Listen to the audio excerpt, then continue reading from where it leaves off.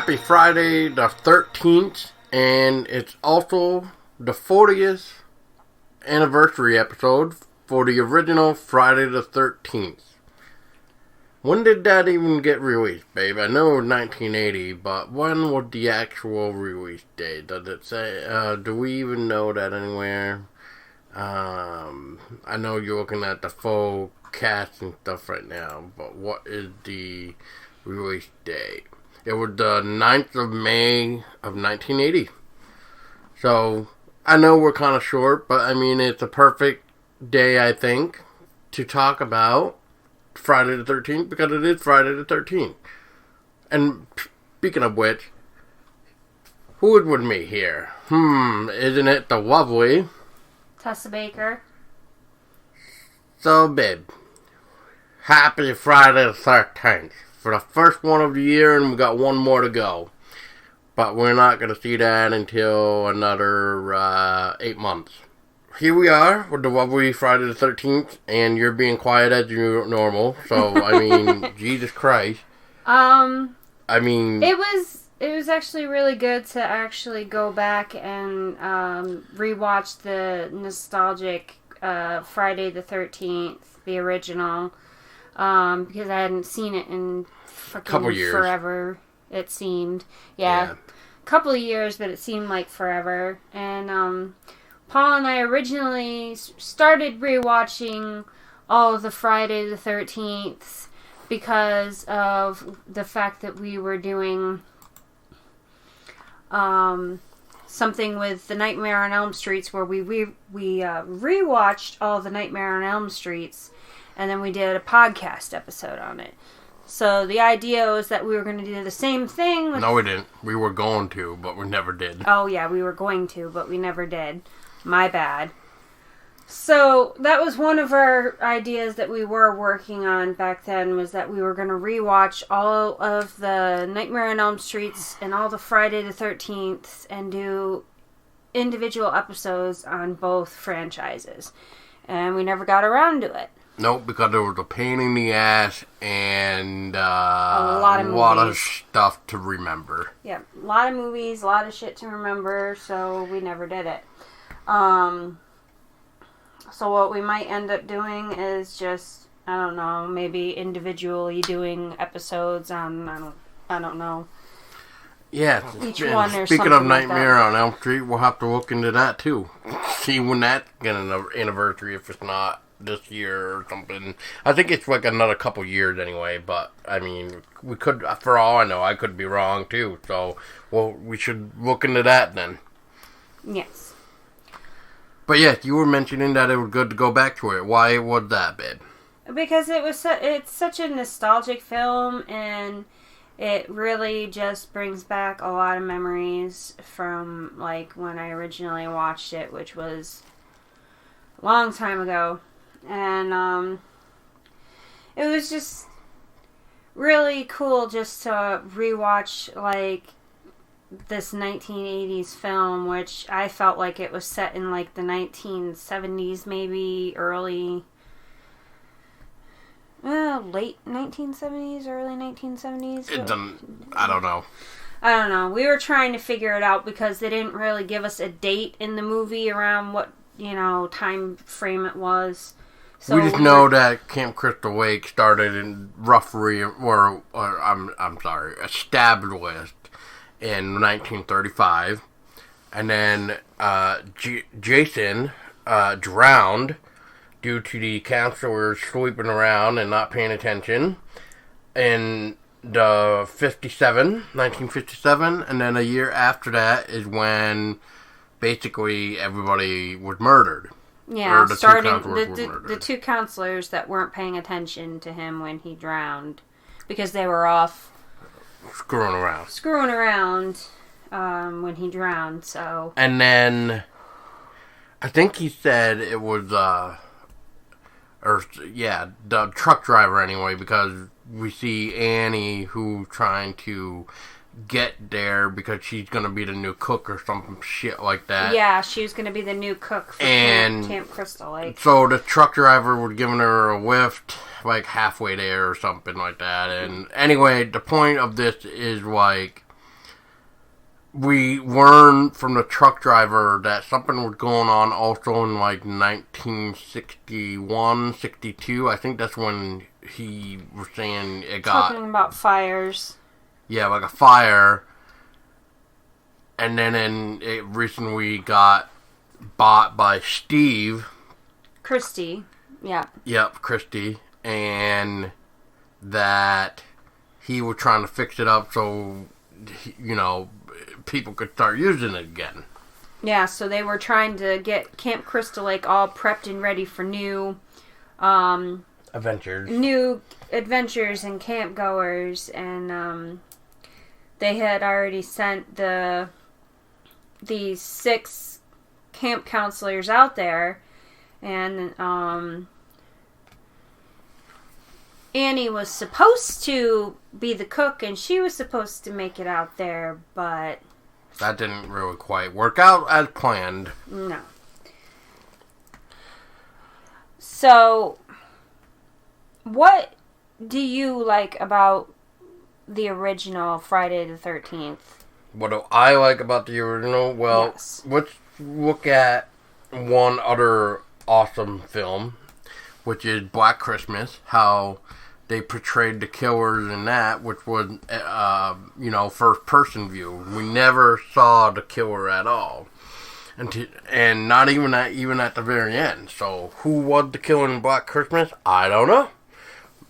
Some loony bin, really. Yeah, all we saw was an eye. An eyeball in the shadow, really, and a crazy madman in the attic throwing shit around.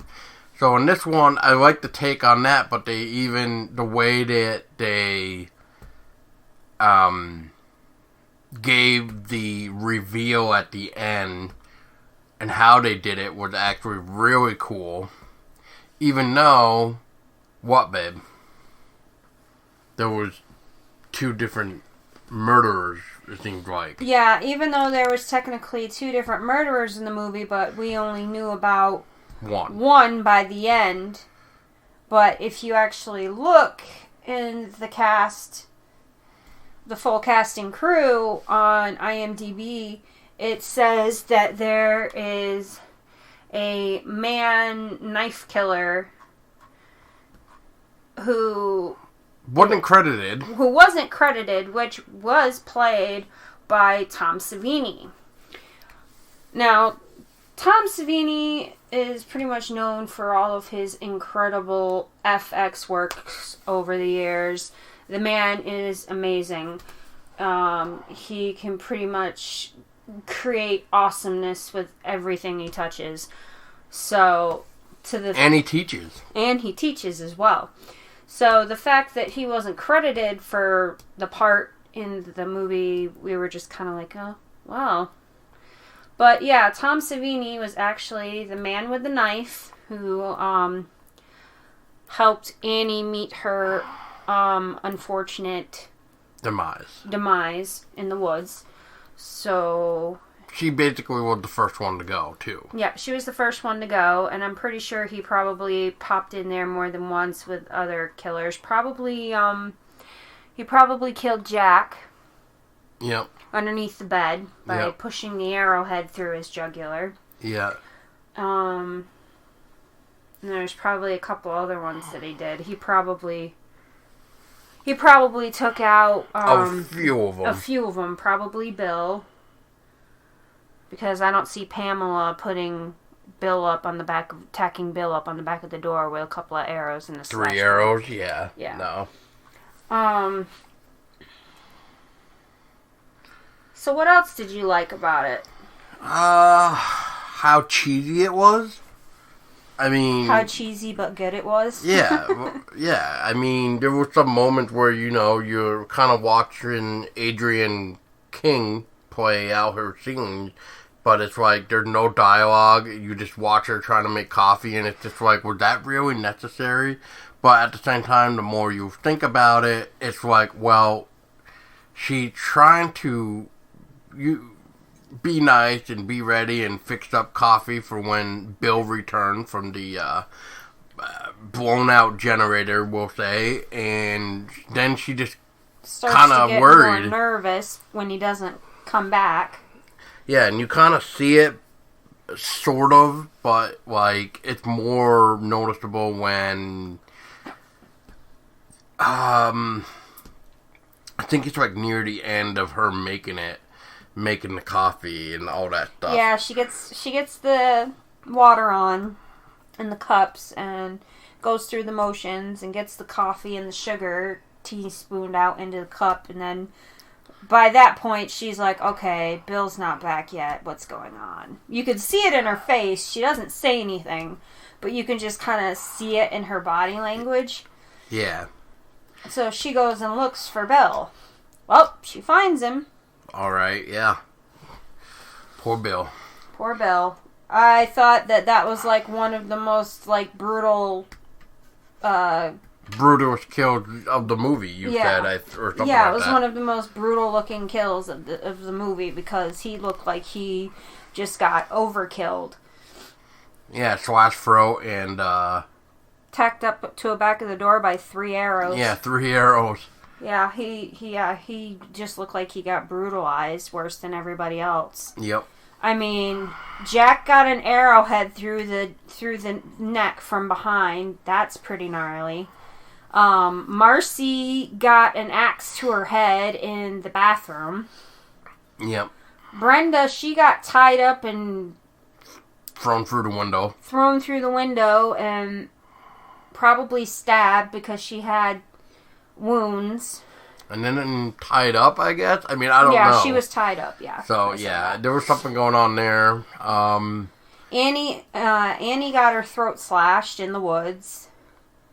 Yep. Brenda. Yeah, Brenda was the one I was just talking about. Ned was the one that basically... his throat was slashed, too. Yeah. And he was put on the top bunk while Jack and Marcy were hopping off on the good foot and doing the bad thing, whatever you want to call it. Pretty much. So, and, let's see here. And then you got the wonderful Walt Gurney, I think I said his last name right, who played that crazy Ralph. Who was like It's got a death curse! The town's, like... crazy prophet dude that like tries to warn everybody about Camp Blood, aka Camp Crystal Lake, that it's jinxed, it's cursed. You'll all die. You're all doomed if you stay here. Blah blah blah. You know. Yep. Well, they didn't listen to Crazy Poor Ralph. Crazy Ralph. He was trying to save everybody, and look what happened. They should have listened to Crazy Ralph. And the truck driver. Definitely should have just, like, I think, just not taken Annie out there and dropped her off? No. If anything, Annie should have just quit when the truck driver told her to. Yeah, she should have quit. I mean, or at least while she was getting a lift from the truck driver, like, I feel like maybe if the truck driver, like, drove her, like, all the way out there, or at least to the road, she probably would have been around in the movie a little bit longer, maybe? Yeah, it makes me wonder why they wouldn't go all the way, because it seems like a few people kept kind of saying, like, oh, we'll bring you halfway. Okay. It's like is it really that bad? It's like they were afraid of it, honestly. Like, they didn't want to catch the curse or whatever. The death curse! So they're just like, well, maybe if we just bring them halfway and we don't go out onto the actual property, then we won't get screwed like everybody else did. Screwed and cursed like everybody else. Yeah, and I completely forgot that Kevin Bacon was the one playing as Jack, too. Yeah, Kevin Bacon was indeed the one playing as Jack who got the arrowhead through the neck while he was laying on the bed smoking a joint. Or a road cigarette, whatever it was. Yeah. Joint, though, I'm assuming. Yeah. So, he ends up, getting the arrowhead through his neck from underneath the bed. Yes.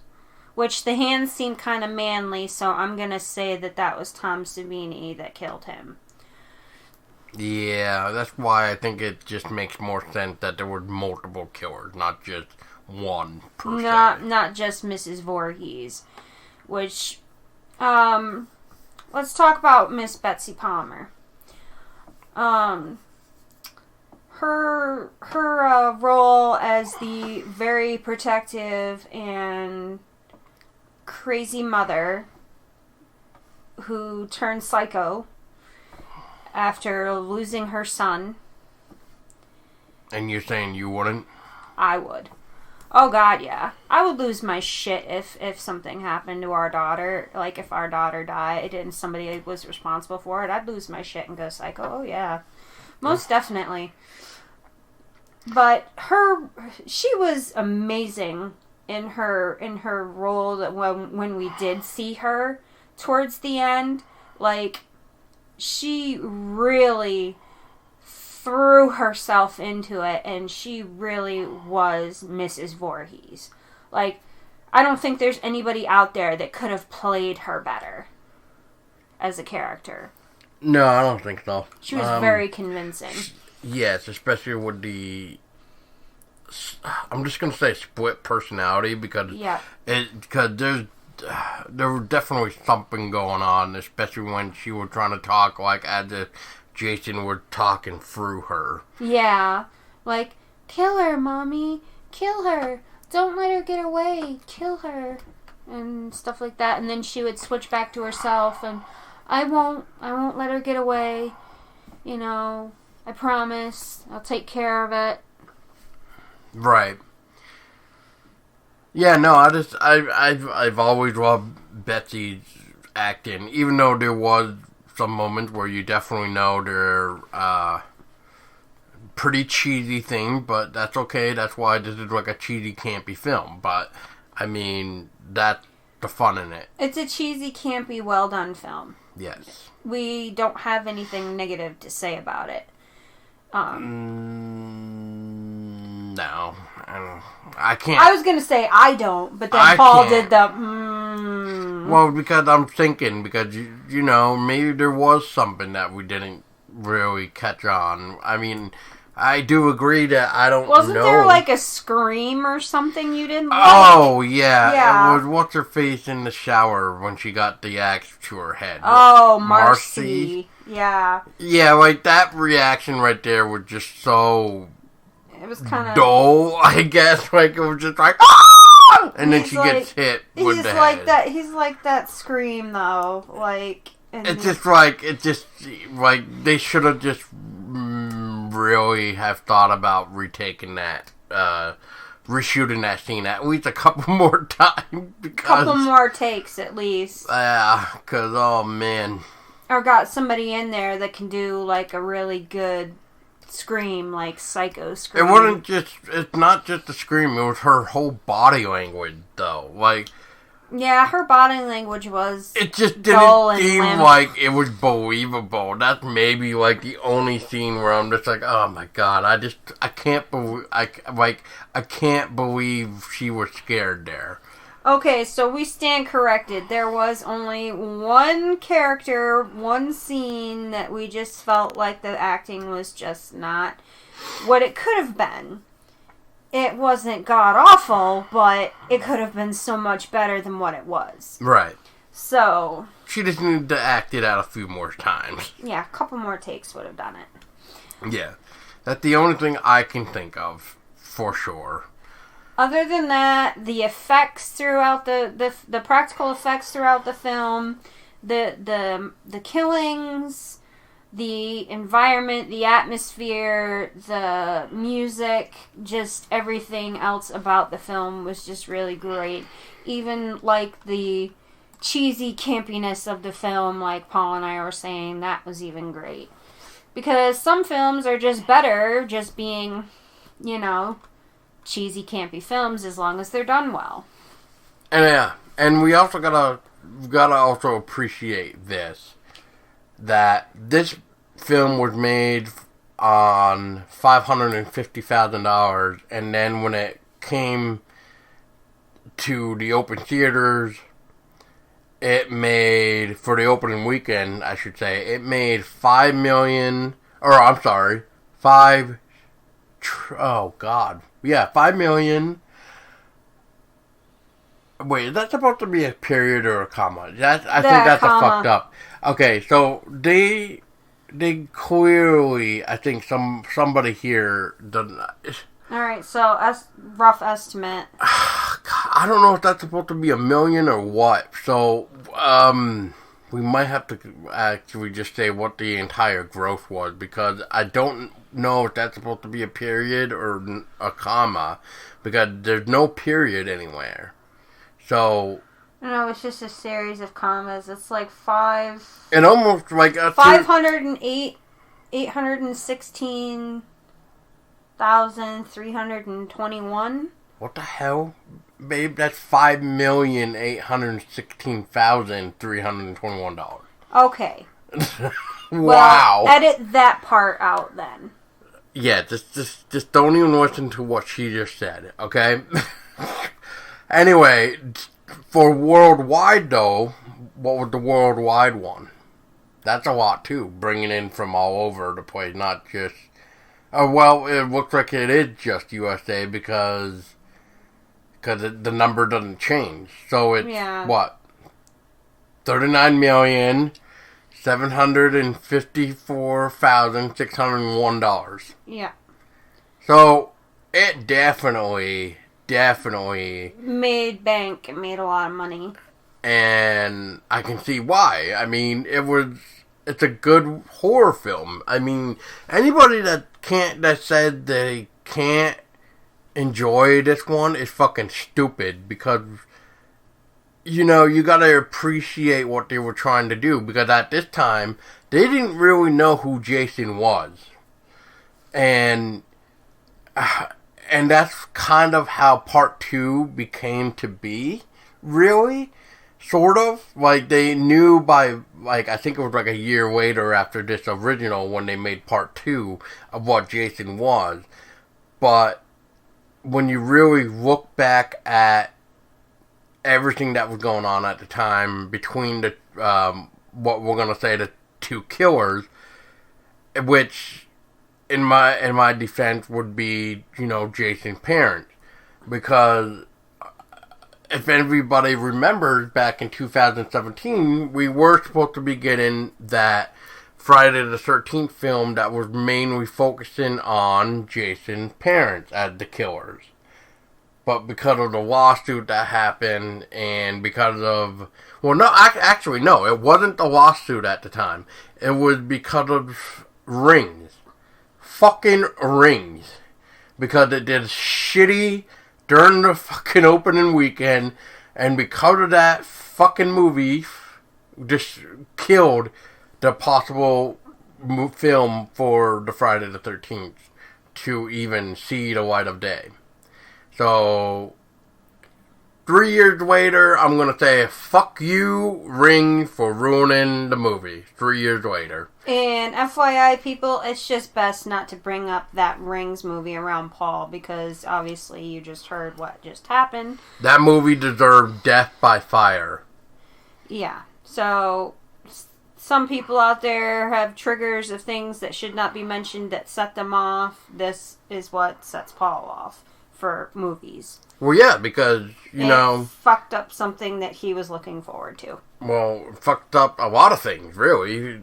Though, not just for me, for everybody that wants a Friday the 13th film. The last Friday the 13th film we got was in 2009. Mm-hmm. Which was... It was the remake, so yeah, it was good. I don't mind it at all. Yeah, it was really good. And then they were trying to do this, bring it by, I think it was supposed to be by 2017, 2018 at the time. And then we don't get that because of Rings. And then because of that, that's when the lawsuit began with Victor Miller, one of the original writers of this movie that we are talking about. So everything of Friday the 13th pretty much got on hold. It fucked the game, it fucked the merchandise, it fucked any type of possibilities with movies except for fan-made movies. And that's unfortunately what is going on now. It's just fan-made films of Friday the 13th, but I'm not trying to say that's a bad thing. Because a lot of the stuff that we've seen that is fan-based films for Friday the 13th have been good. It's not decent, yes. It depends on which one you want to just talk about. But yeah. But yeah, that's mainly about it. But I don't know. So you kind of talked about Betsy, babe, yourself. But what about you? What would your thought of the whole first-person thing right up to the very end of the reveal? I actually liked it. I thought it was actually very creative. It was a good way to portray the killer in first-person view versus actually seeing who the killer is. I think it makes the film better because of the fact that you can't see who's killing everyone, and you're just like, well, who is it? Is it this person? Is it that person? Who could it be? It leaves so much to the imagination, and I think that makes the movie so much better, is that you don't know who the killer is until the very end. Yep. Yeah. And, that used to be a really good technique. Like I said, the original Black Christmas did it. And that was amazing. And we still don't know who it is. Really. And Paul and I, we've racked our brain over and over with Black Christmas trying to figure out who it could possibly be based on what we were actually shown. And we never could figure it out. It just had to be somebody that used to live there, if not someone within the circle, I guess. I mean, yeah, exactly. It's just one of those things where it's an escaped lunatic that goes home. Because I guess it used to be this lunatic's home before it got turned into a summer camp or something like that. Slumber party. Some girl... Sorority house. Sorority, yeah, that's the word I'm looking for. There you go. Yeah. So, for those of you who have not seen it, and oh my god, I feel so terrible for you if you have not. The synopsis for this film is: a group of camp counselors are stalked and murdered by an unknown assailant while trying to reopen a summer camp where years before it was the site of a child's drowning and a grisly double murder. And the director is none other than Sean Cunningham. And if you don't know who he is as well, then please look him up. Yeah, you need to do some homework. Yeah, research, please. Yep, do the research, because wow, you're missing out on some magical moments. Yes. What do you think of the actual location itself that they were filming on? I thought it was perfect setting, really. Spot on atmosphere. It was perfect setting for the movie. It just was overall very creative and clever how they did it all at this location. Right.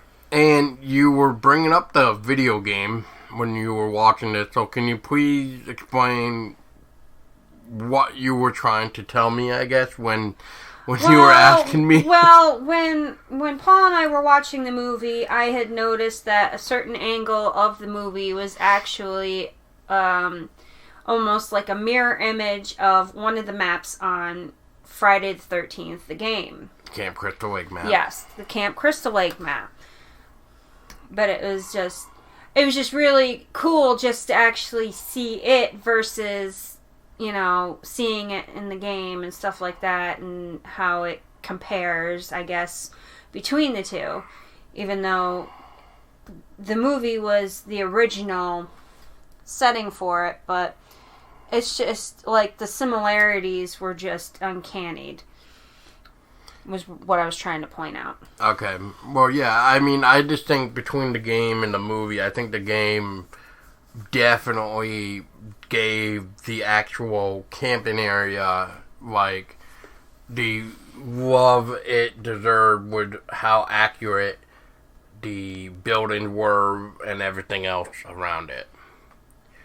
Especially with what you were trying to say, with some of the way the shots were, so yeah. I will agree with that. Now, of course, You gotta love Harry music. You just gotta love the original soundtrack to this game. To the game, too, because Harry made the music for the game. He made the Friday the 13th soundtracks. I mean, he made a very good story within the music itself. Especially when, at first, when we see Annie, Tessa was trying to, like, figure out who was driving the car, or the Jeep, that Annie was with, and then you get that creepy atmosphere music, like, oh god, Annie is in trouble. Yeah. That's for sure. Yeah, we picked up on it when whoever was driving the Jeep with Annie in it drives past Camp Crystal Lake Road. And just keeps going. And just keeps going, and then accelerates, you know, etc., etc., and she's like, oh, please, can you please stop? Can you please pull over? You know, begging and stuff and pleading until she finally, you know, jumps out of the Jeep. Yeah, and that still didn't save her. Nope. Because she ended up getting hurt, falling, like, throwing herself out of the Jeep. Because she ended up having a limp when she got up, so that slowed her down. Yep. So... that just goes to show you, do not hitchhike. Do not take rides from strangers, from people you don't know, because you never know. They could be a homicidal psycho. You know, or if you do hitchhike, make sure you have some sort of weapon on you. Pepper spray, taser, knife, something. Pocket knife, even. Yeah. Jeez, anything. Yeah. Even like a pair of keys. Like, yeah. Because you could even all go for the eyeballs. Yeah, because you can even like stab somebody in the eye with a key. Yeah. Car key or house key. Stab it right in the freaking eye hole. Yeah, just don't get into vehicles of people that you don't know without some sort of protection. Definitely not. If you can avoid hitchhiking altogether, even good better. for you. Yeah. And finally, before we overkill this with, like, not knowing where to go from this, is the ending. What did you think of the ending when we finally see the scene of Jason coming out of the water? Oh, spoiler for those who haven't seen it. I'm sorry, but you know what? 40 years later, it's time. It's like there's just way too many people who've already seen it. And it's such an iconic scene where you think at first that Alice is completely out of danger, and she's, you know, off to safety and everything. And then she's out. She paddles out to the middle of the lake in a canoe, and then all of a sudden Jason comes popping out of the water and pulls her into the water, and then she, like, wakes up in the hospital, like, frantic and panicked, and nurses and stuff and doctors giving her Valium, and... Yep. So she's questioning her own sanity at this point. Did I really see him? He was really there? Because it felt real. And nobody saw Jason. Nobody could find Jason. There was no boy there. Yeah. As, the sheriff or the cop would say. So, it's still one of the most iconic scenes of Friday the 13th franchise. To this day, I would say. Yeah, to this day, I would definitely agree. Yes, because, I mean, without that scene, it's already a weird scene as it is. Well, it's already a weird scene as it is, because like I was telling you, even when rewatching this, it's like, what is making her just go out to the water anyway? Like, why did she just, you know, do what she did, and then all of a sudden she's just like, I'm just gonna go and just float out in the lake. Maybe because that's it. She thought it was the only option that she had. She didn't want to take the Jeep because Annie's body was in the Jeep. All right. So she felt like, well, maybe taking the canoe and paddling out onto the canoe out on the lake, she would be safer because nobody would be able to reach her. maybe. Per I don't know. se, I guess. Yeah, Per se, I don't yeah. know. I don't know. But like I said, I mean, without that scene, we would not have the infamous scene anyway, which is played by Air Lehman. Yeah, Air Lehman, who was the first Jason. So, yeah. Hold that title very, very Proudly, for sure. Because he even has a band that is called First Jason. And he makes music about Jason Voorhees. So, there's that for sure. And if you've never heard of any of his music, you should definitely check it out because it's very, very interesting. And he still does do acting, which is very interesting nonetheless. And he does a lot of indie horror films as well. Like, you should see a couple that are pretty goddamn indie horror. So, yes. and there is a few that we have seen with him in it. So, just to kind of name a few for you guys that he plays in, he has obviously Friday the 13th. He's played in Thanksgiving, spelled with an X, Three Thug Mice, Heliphone, Terror Overload, Night on Husband Mountain, The Girl, House of Forbidden Secrets, Easter Sunday, Death Woods, Friday the 13th, a film by John C. Gritton, Cheerleader Camp, To the Death, Bite School, Nature, Crystal Lake, Short, The Barn, Pie Die Day, Camp Killer, Terror Tales, Scarred, Silk Scream, Rock, Paper, Scissors, Leap Blower Massacre 2, Clown Motel, and Spirits Arise. So he's been pretty busy since one of his first roles. Yes. So it's just crazy nonetheless. And like the I list said. keeps going, but we'll just cut it off there. Yeah. Because he does got some more projects that he's working on that looks like it's going to be seeing a 2021 date. So we'll just leave that there. But anyway, that's it. I can't think of anything else for this original Friday the 13th without like going into it. I think we've and covered beating it as a horse. I think we've covered it enough. So thank you guys so much for listening. If you have not seen the original Friday the 13th, get out there and fucking watch it. Yep, get out there and watch it. Otherwise, you're fucking missing out. Yep. And let us know what you guys think of it. Yes. Because, nobody can play Mrs. Voorhees better than Betsy Palmer. And don't you forget it. Until next time, people, I was Paul Doska. And I was Tessa Baker. And like always, we want you to stay scary.